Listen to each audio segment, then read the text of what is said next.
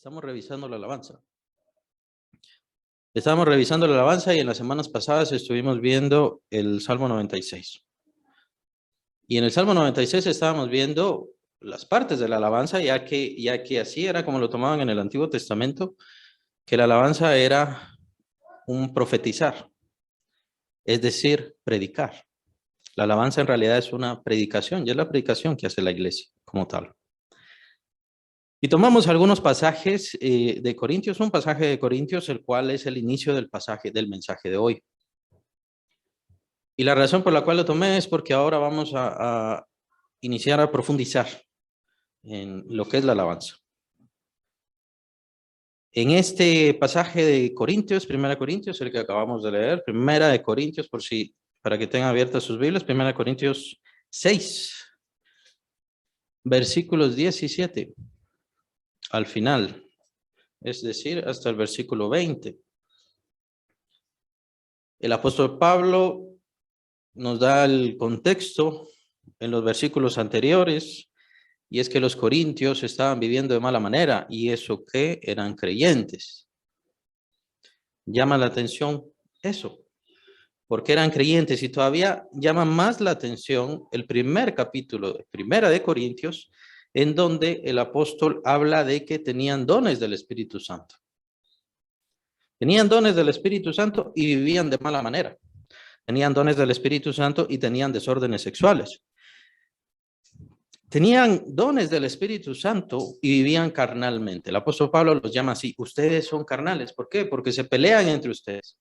Unos dicen yo soy de Pablo, otros de Apolo, yo soy de Cefas. Así se vivían peleando los corintios en aquel entonces, y por supuesto tenían problemas con el matrimonio. Si ven nada más el título, ustedes lo pueden leer tranquilamente solos. El capítulo 7 dice problemas del matrimonio, y el apóstol Pablo empieza a dar una gran lista de recomendaciones con respecto al matrimonio y con respecto, de hecho, a la soltería y también a la sexualidad, por cierto.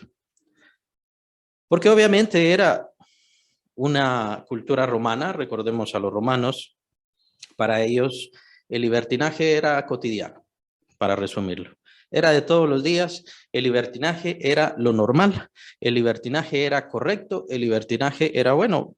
No hace falta que vayamos muy lejos, simplemente veamos nuestros países, veamos nuestra cultura o veamos la cultura más prominente, que es la estadounidense, ¿no? De la cual nosotros tomamos mucho ejemplo. Y es una cultura de libertinaje. Ese es el fin. ¿Qué es libertinaje? El libertinaje es entonces vivir libremente de mala forma, ¿no? Tomar lo malo y vivir libremente, convertirlo en la libertad normal o lo cotidiano. Ese es el contexto del pasaje. Entonces el apóstol Pablo tiene que empezar a hablar a los cristianos corintios sobre cosas tan fundamentales, principios tan elementales. Y estos principios se aplican a varias cosas y se aplican a varios dones, pero en este momento lo voy a ir aplicando a la adoración. Y el apóstol Pablo en este pasaje, 1 Corintios, capítulo 6, versículo 17, dice: pero el que se une al Señor, un espíritu es con él. Este es uno de mis versículos favoritos. El que se une al Señor, un espíritu es con él. El apóstol Pablo está llamando la atención a algo muy importante acerca de los creyentes. Todo creyente que ha recibido al Señor Jesucristo y que ha nacido de nuevo, se ha hecho uno, un mismo espíritu con Cristo Jesús. La esencia del creyente, la esencia del ser humano que ha nacido de nuevo como hijo de Dios, se ha hecho uno con el Señor Jesucristo.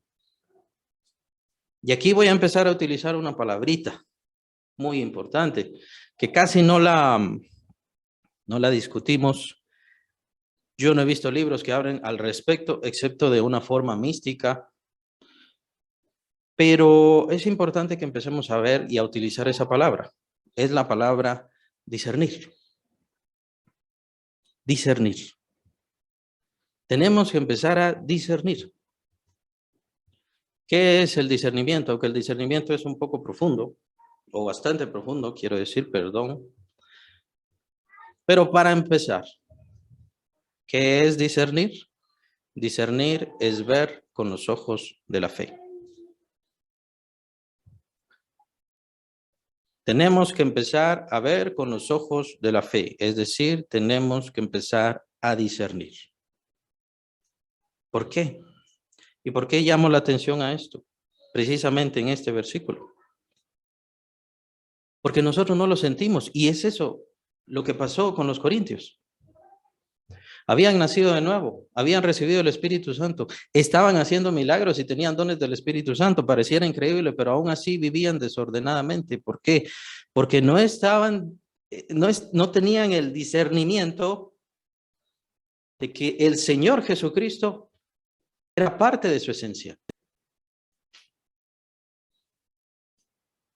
El discernimiento no es una fábula, no es una representación, es algo, es la forma de ver lo espiritual a través de los ojos de la fe. El discernimiento no necesariamente quiere decir, a no ser que el discernimiento sea muy profundo, no necesariamente quiere decir aquí hay un espíritu, aquí hay un demonio o esto o aquello, a no ser que sea muy profundo. Pero todos, hermanos, en realidad podemos discernir. ¿A través de qué? A través de los ojos de la fe. El Señor es parte de mi esencia. Eso es lo que quiere decir el apóstol Pablo y quiere hacernos entender a todos nosotros. El Señor es parte de mi esencia. Desde el momento en que yo nací de nuevo, el Señor se ha hecho uno conmigo. Y ustedes dirán, bueno, no lo siento. Es que precisamente por eso es que tenemos que ver con los ojos de la fe.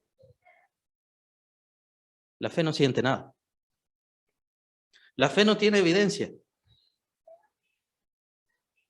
La fe solamente tiene un principio y si quieren verlo así, esa es su única evidencia. ¿Cuál es la evidencia? La evidencia es la palabra de Dios, lo que Dios dice.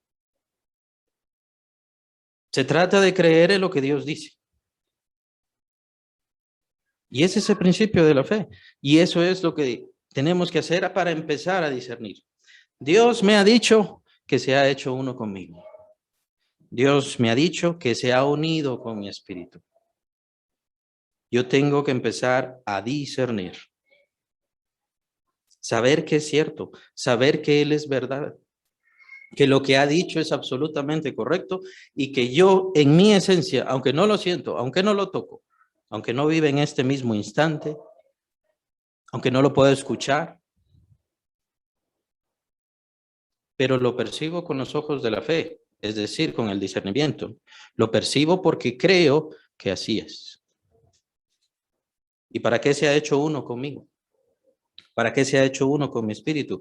Huí de la fornicación, dice, cualquier otro pecado que el hombre comete está fuera del cuerpo. Mas el que fornica contra su propio cuerpo fornica. ¿O ignoráis que vuestro cuerpo es templo del Espíritu Santo, el cual está en vosotros, el cual tenéis de Dios y que no sois vuestros? ¿Para qué se ha hecho uno conmigo? Se ha hecho uno conmigo para que yo sea templo de Dios, templo del Espíritu Santo.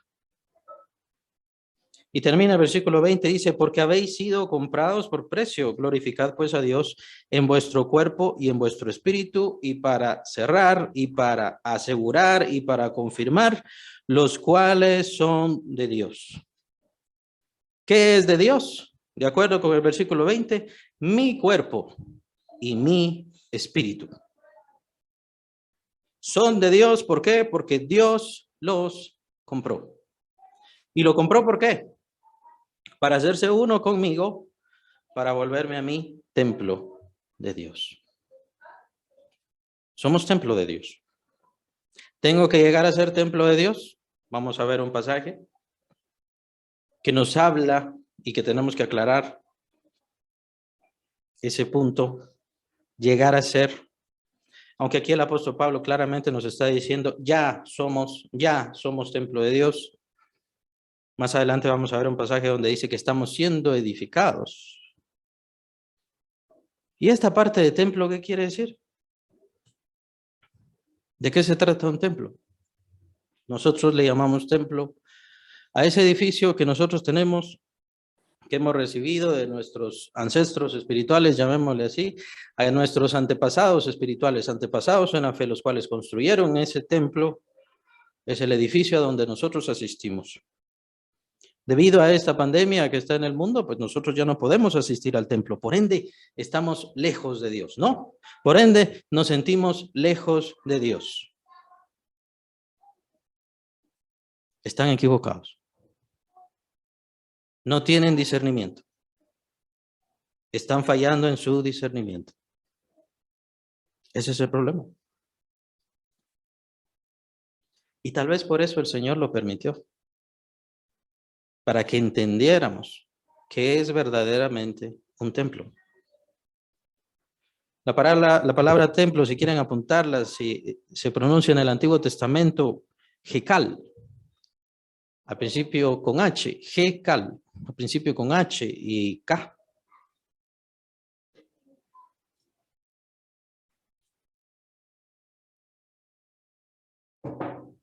Es una palabra muy famosa, templo. Ha venido traduciéndose y cambiando forma.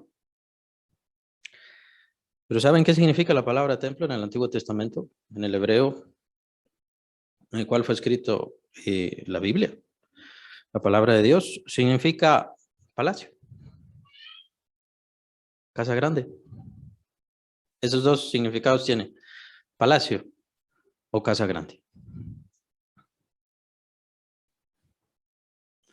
No tiene un significado muy importante, ¿no? Casa grande. Eso es todo. Casa grande. Y se utiliza desde Primera de Samuel, se empieza a utilizar esta palabra y también se utiliza mucho en los Salmos. Y eso que en los Salmos existía la carpa que había hecho David, en donde estaba el arca del pacto, y existía el tabernáculo que estaba en otro lugar, en donde se hacían los sacrificios. Y el rey David utiliza templo, Jekal, casa grande. Por eso al decir templo de Dios, es decir, la casa grande de Dios, o decir el palacio de Dios. Pero recordemos que en aquel entonces era el tabernáculo. ¿Y el tabernáculo qué es? El tabernáculo es una tienda. Ostentosa, grande, pero era una tienda.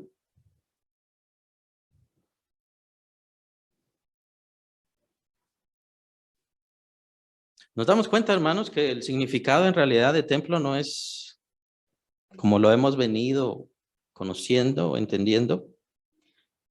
El templo de Dios, en primer lugar, fue una tienda. Una tienda. En el Nuevo Testamento se cambia la palabra. Supongo que el Señor Jesucristo, siendo que hablaba arameo, utilizaba siempre también la palabra Jekal para hablar el templo, pero los traductores, mejor dicho, los escritores que lo hicieron en griego, utilizaron la palabra naos. Y se escribe así como lo pronuncio, naos. Y el Señor Jesucristo utiliza esta palabra y los escritores utilizan esta palabra. Neotestamentarios, los escritores neotestamentarios utilizan esta palabra para hablar del Señor Jesucristo cuando habla de sí mismo, de su propio cuerpo como templo, para hablar del templo de Herodes. Y de hecho utilizan la misma palabra para comentar sobre los templos paganos. Al decir templo es la misma palabra que utilizan. Templo, santuario. El punto y lo que define es templo de qué o templo para quién. Santuario, diría yo, es la palabra más exacta para evocar la santidad de Dios, la gloria de Dios, pero regularmente lo que se utiliza es templo. Y templo nada más se refiere a una casa grande, se puede referir a un palacio o se puede referir a un santuario, utilizando la palabra neotestamentaria naos. Así que no hay una palabra específica. ¿Por qué? Porque Dios en realidad nunca quiso vivir en el tabernáculo. Y Dios nunca quiso vivir en el templo de Salomón. Lo hizo por un tiempo. Había un pacto de por medio. Aún no estaba lo perfecto.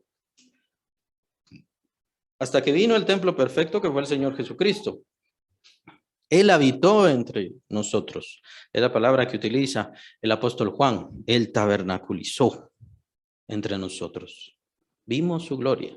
Gloria como la del unigénito del Padre, lleno de gracia y verdad. Él fue verdaderamente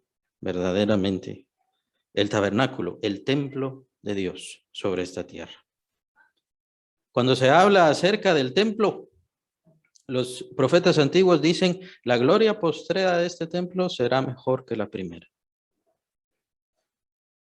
Es decir, la gloria del templo de Herodes va a ser mayor que la gloria del templo de Salomón. ¿Y por qué? Por el oro, la riqueza. Porque el Hijo de Dios vendría. Porque vendría el Hijo de Dios y sería en ese lugar en donde predicaría y sería en ese lugar donde expondría toda su gloria.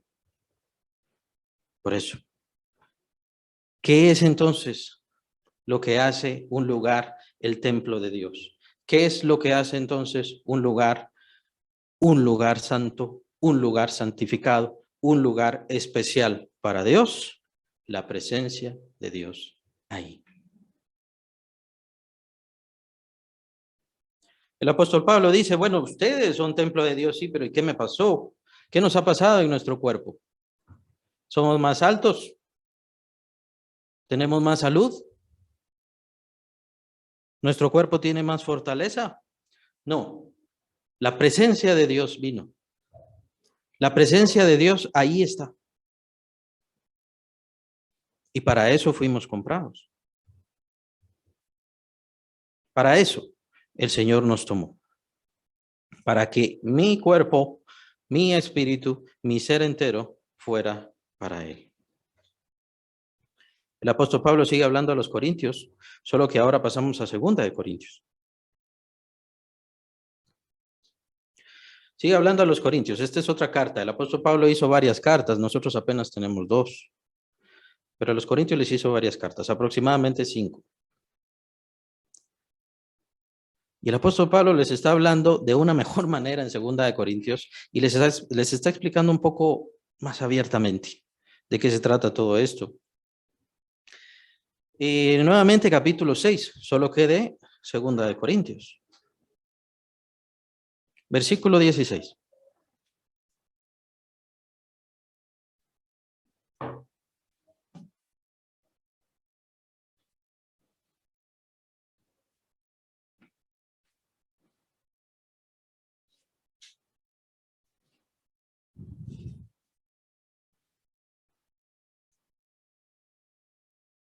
Bueno, veamos desde el versículo 14, porque el pasaje es muy importante. El tema del pasaje dice, somos templo del Dios viviente. Dice, no os unáis en yugo desigual con los incrédulos. Porque qué compañerismo tiene la justicia con la injusticia y qué comunión la luz con las tinieblas. Y qué concordia Cristo con Belial. O qué parte el creyente con el incrédulo. ¿Y qué acuerdo hay entre el templo de Dios y los ídolos? Porque vosotros sois el templo del Dios viviente. Como Dios dijo, y esto es lo que dice Dios, es muy importante, subrayenlo, ¿sí? Tienen algún marcador o algo, dice Dios, habitaré y andaré entre ellos, y seré su Dios, y ellos serán mi pueblo. Por lo cual, nuevamente habla Dios, salid en medio de ellos todos, medio de ellos, y apartaos, dice el Señor, y no toquéis lo inmundo, y yo os recibiré. Y seré para vosotros por padre, y vosotros me seréis hijos e hijas, dice el Señor Todopoderoso. Hace algunas semanas estuvimos hablando acerca de la santidad. Pero quiero llamar la atención a algo, que es en el primer pasaje, versículo 16, pero lo que dice Dios, que les dije, esto es bien importante, dice, habitaré y andaré entre ellos. Hermano, la pregunta es, ¿ustedes disciernen la presencia de Dios entre ustedes? ¿Ustedes disciernen a Dios andando entre ustedes? ¿Ustedes disciernen a Dios en este momento en sus hogares? Y no me refiero que lo señalen, ahí está o allá está. Estoy hablando de discernir, ver con los ojos de la fe. Dios está aquí conmigo, Dios está con nosotros.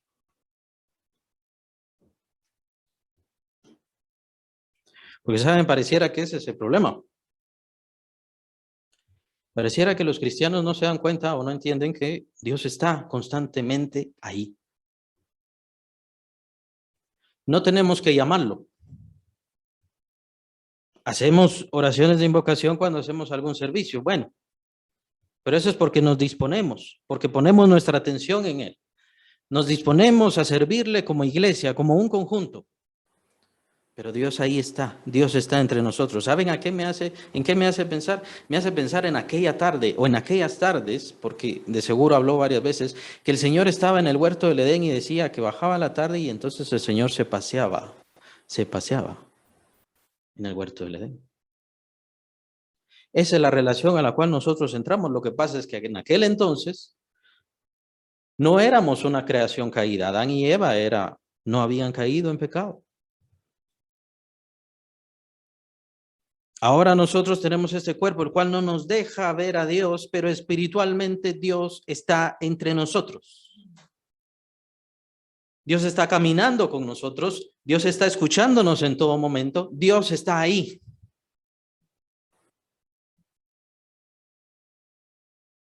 Y por la falta de discernimiento es por lo cual muchos se sienten solos, muchos se sienten tristes,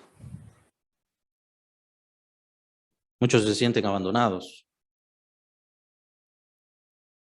Pues aunque el mundo nos abandone, de todas maneras la presencia de Dios está ahí. Somos nosotros los que no queremos discernir. Somos nosotros los que no queremos creer. Somos nosotros los que no queremos confiar. ¿Y saben cuál es la primera razón por la cual nosotros no lo hacemos? Porque nos gusta hacer lo malo. Y para hacer lo malo, tenemos que ignorar a Dios. Esa es la primera razón. Por eso precisamente el apóstol Pablo habla aquí de la inmundicia. No toquéis lo inmundo, dice Dios.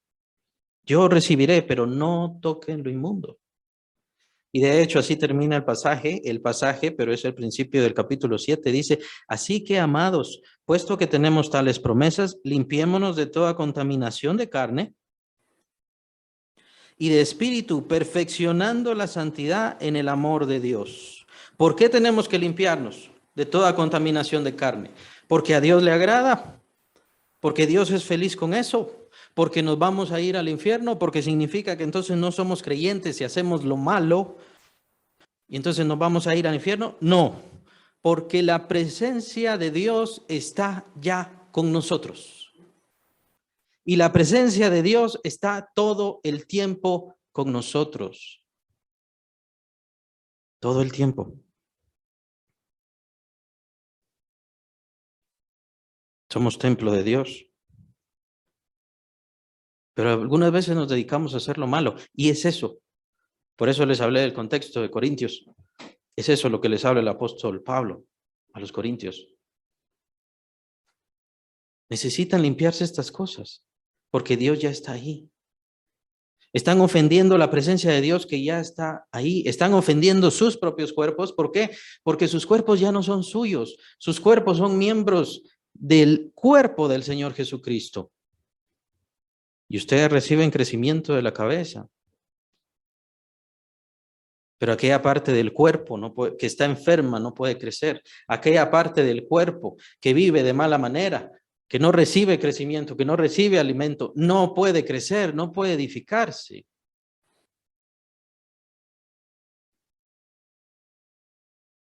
Alguno dirá, bueno, yo no siento a Dios. Revísese. Yo oro, yo leo, yo voy a la iglesia. Revísese. A veces el mal que cometemos, a veces esa maldad es envidia, rencor. Aún así, hermanos, ¿saben qué? Que no importa cuán malos somos, no importa cuán perversos somos, la presencia de Dios ahí está, constantemente. Ahí está, hablándonos, llamándonos, perdonándonos y esperándonos. Él sigue caminando a nuestro alrededor. Él sigue andando a nuestro alrededor, esperando que le llamemos. Y ese es el principio de la adoración. Y por eso les estaba hablando del discernimiento, hermanos, porque es muy importante. Hermanos, ¿qué creen que hacen cuando adoran al Señor? ¿Qué creen que hacen cuando alaban al Señor? ¿Qué será?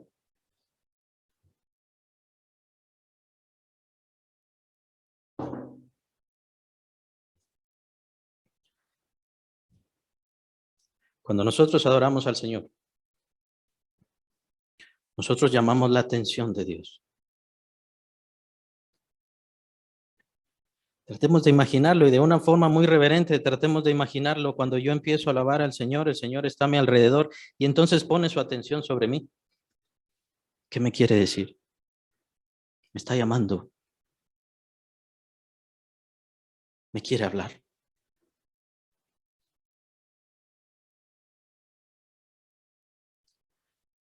Y quiero llamar su atención al hecho de que la alabanza entonces,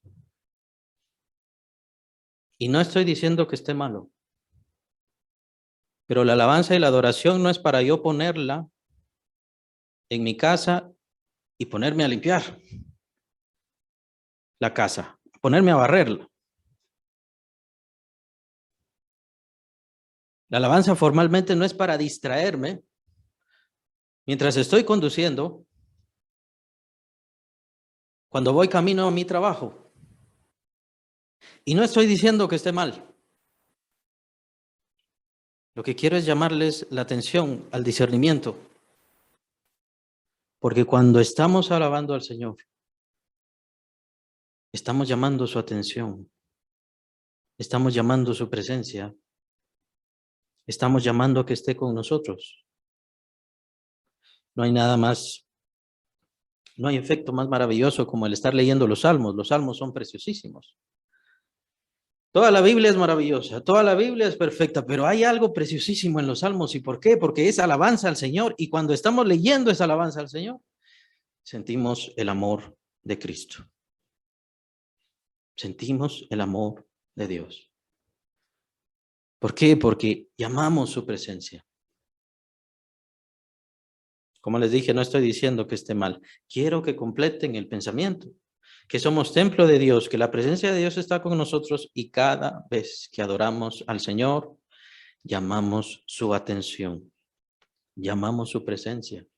Llamamos a que esté con nosotros, llamamos a que esté cerca de nosotros, que nos ponga atención cuáles son nuestras necesidades. Quiere Él estar con nosotros y cuando nosotros le alabamos, es como si dijera, Él quiere estar conmigo.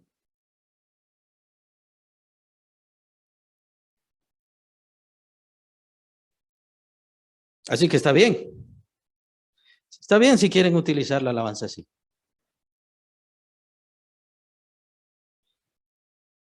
Pero dejemos de usarla como una distracción, hermanos, y empecemos a convivir con Dios todos los días de nuestra vida. No estoy hablando que tengamos que vestirnos de traje para poder escuchar alguna alabanza. No estoy hablando de eso, no se trata de eso. Se trata de discernir la presencia de Dios en nuestra vida constantemente.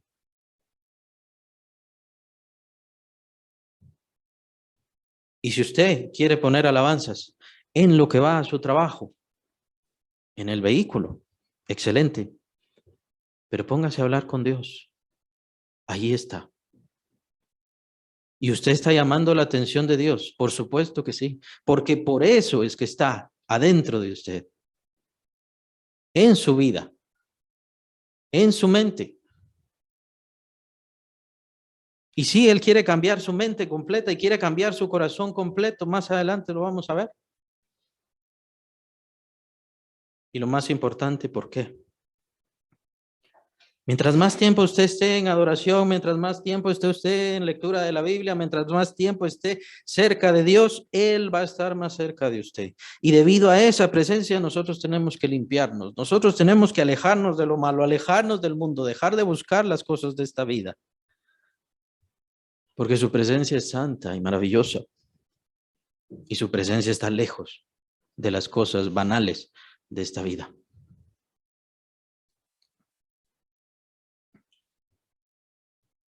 Y llegamos al último pasaje que vamos a ver en este momento, es Efesios.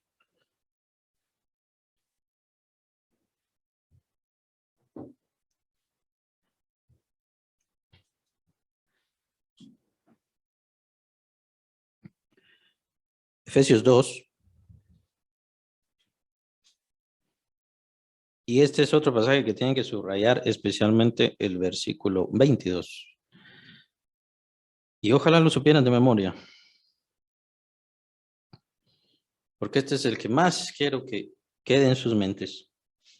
Efesios 2, versículo 20 en adelante dice, edificados sobre el fundamento de los apóstoles y profetas. Este es elementalmente los principios que está dando el apóstol Pablo acerca de nuestro crecimiento espiritual. Nuestro fundamento son los apóstoles y profetas, lo que ellos dicen, y antes del versículo 19 nos entrega que la piedra del ángulo es el Señor Jesucristo mismo. Perdón, es en el versículo 20 mismo. Siendo la principal piedra de ángulo Jesucristo mismo. Nosotros somos entonces casa de Dios, y lo vamos a ver.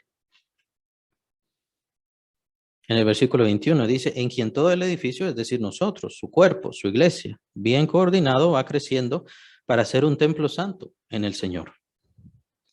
Nosotros entonces somos el templo santo del Señor y estamos creciendo. Estamos siendo edificados, estamos siendo transformados. ¿En dónde? ¿Ya lo leímos en Corintios? El Espíritu ya vino a hacerse uno con nosotros. Nosotros, el Espíritu Santo no viene de vez en cuando, no viene de poco a poco. De hecho, hay un pasaje en la Biblia que dice que el Espíritu no es dado por medida, sino que Dios lo da completo. Dios lo da completo. Entonces, ¿a qué se refiere que estamos siendo edificados? Que estamos creciendo. Versículo 22.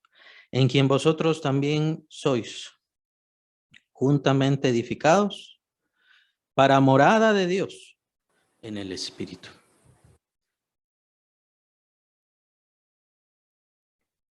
Ese es el versículo más importante. Ese es el versículo más valioso.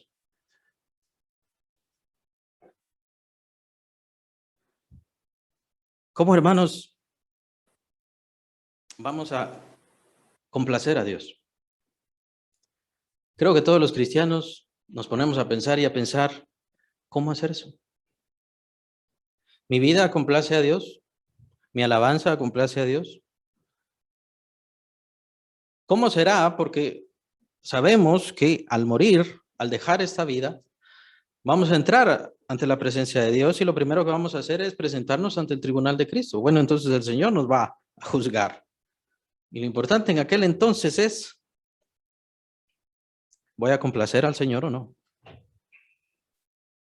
El juicio es de Él, el juicio le pertenece a Él. ¿Voy a complacer a Dios o no? Y tal vez para no ir tan lejos, ¿será que el Señor se siente complacido porque los creyentes se sienten cada semana? Cada semana se sientan en un edificio, el cual llaman templo.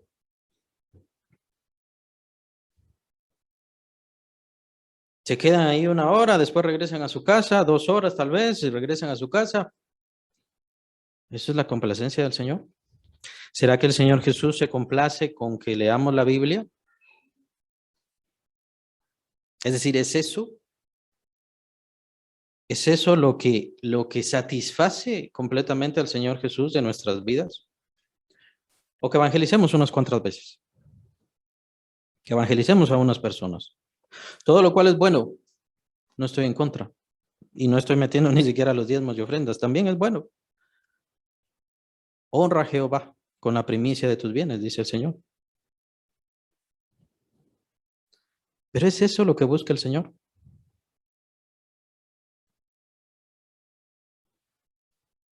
Versículo 22 nos muestra cuál es el propósito. En quien vosotros también, lo estoy leyendo otra vez, en quien vosotros también sois juntamente edificados para morada de Dios en el Espíritu. ¿Cuál es el propósito de Dios? ¿Qué es lo que Dios quiere de sus vidas? ¿Qué es lo que Dios está esperando de sus vidas? ¿Qué es lo que Dios quiere formar? Edificarlos, transformarlos, moldearlos, hacerlos a la imagen que Él quiere, a la forma que Él quiere.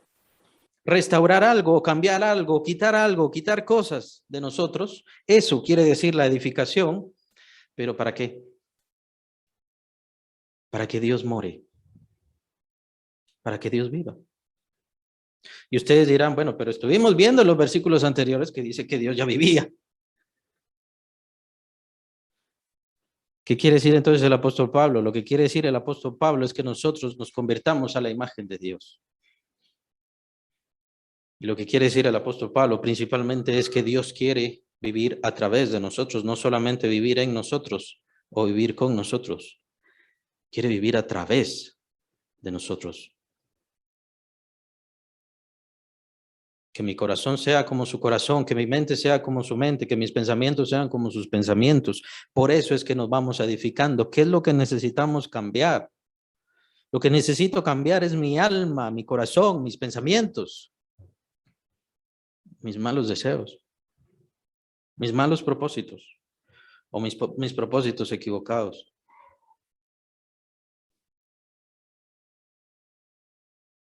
Tenemos que ir al templo. Ese es el propósito de Dios. Tenemos que estar en un servicio. Ese es el propósito de Dios.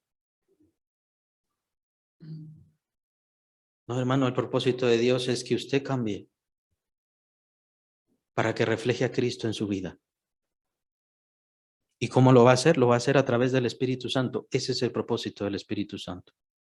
Sabemos que el Espíritu Santo es el sello de la salvación. Todo aquel que recibe el Espíritu Santo ya ha sido sellado para la salvación, ya tiene herencia, pero para Dios no es suficiente. Por decir de una manera relativa, el Espíritu Santo que está dentro de nosotros no es suficiente. Dios quiere vivir completamente en nuestra vida. Y que todas nuestras acciones y propósitos y pensamientos reflejen la imagen de Dios en nosotros.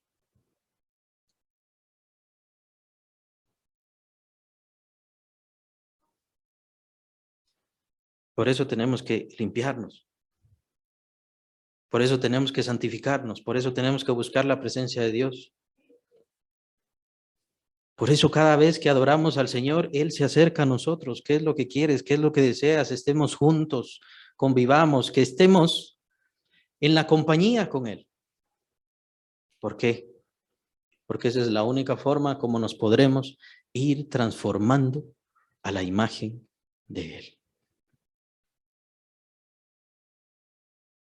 Y eso duele muchas veces. Y eso cuesta muchas veces. Toda nuestra vida tiene que ver con esto.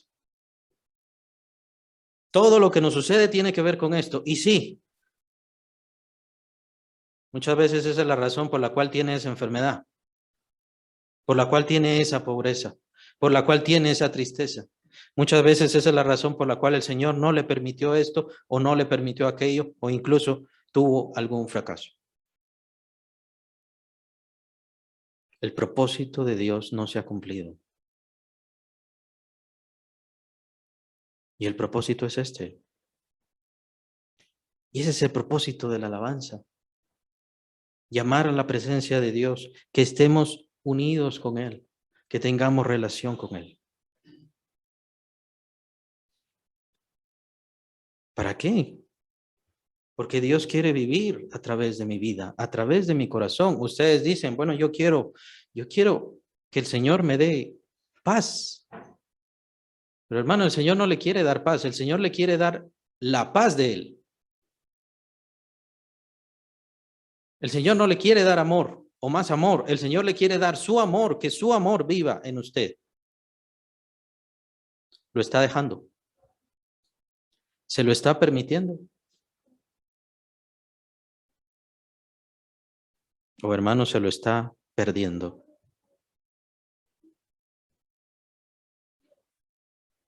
Esta es una enorme riqueza que Dios está ofreciendo para todos sus hijos, todos, sin excepción. Es la riqueza que Dios nos está ofreciendo sobre esta tierra. Y no quiero decir con esto que el Señor no ofrezca riquezas materiales.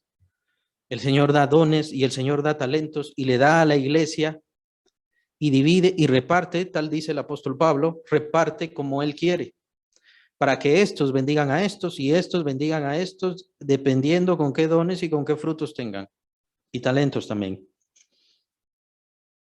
Pero el propósito de Dios para toda su iglesia, para todos los creyentes, es vivir a través de ellos.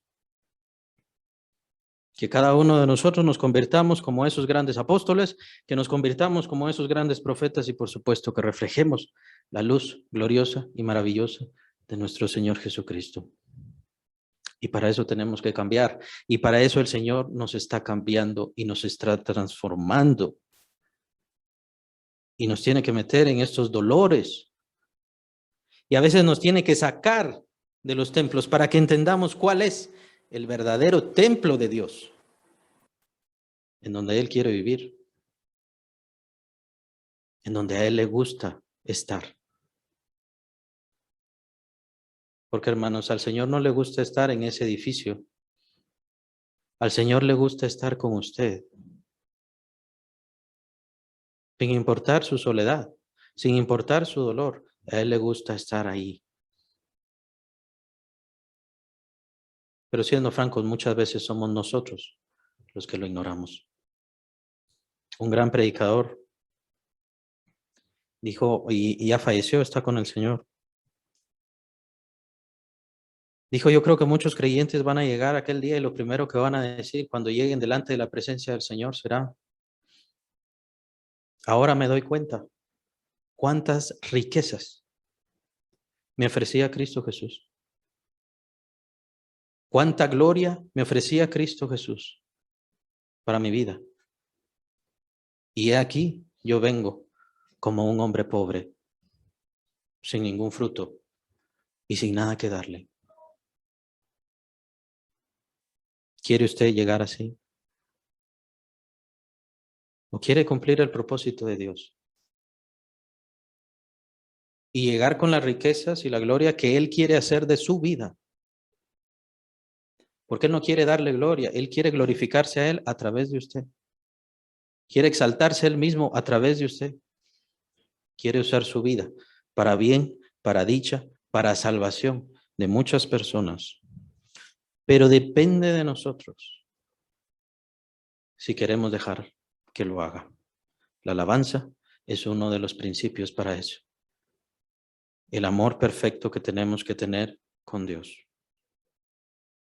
Que el Señor les bendiga.